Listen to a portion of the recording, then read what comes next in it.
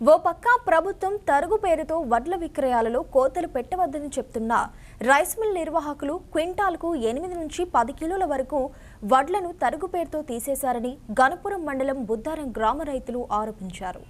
గణపురం మండలం బుద్ధారం గ్రామానికి చెందిన రైతులు రైస్ మిల్లర్ల తీరుపై ఆగ్రహం వ్యక్తం చేశారు. 25 రోజుల క్రితం ఐకేపీల ద్వారా వడ్ల కొనుగోలు జరిగాయన్నారు.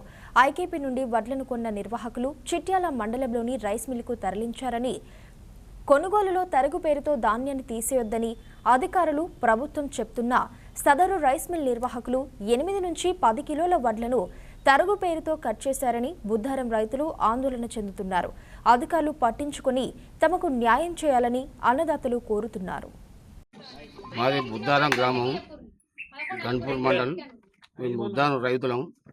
మేము గత 20-25 రోజుల కింద మా వడ్లు పోతే మేము మా ట్రక్ సీట్ చూసే వరకు 7 కిలోల నుంచి 8 కిలోలు కట్ అయినాయండి. మాకు ఇవాళ వాళ్ళను ఐకేపీలను నిలదీస్తే మాకు తెలియదు. మేము ఆ మిల్లు కాడ 7 కిలోలు 8 కిలోలు కట్ చేసిండు. ఇప్పుడు మేము ఏం చేయలేమని వీళ్ళు అంటాను.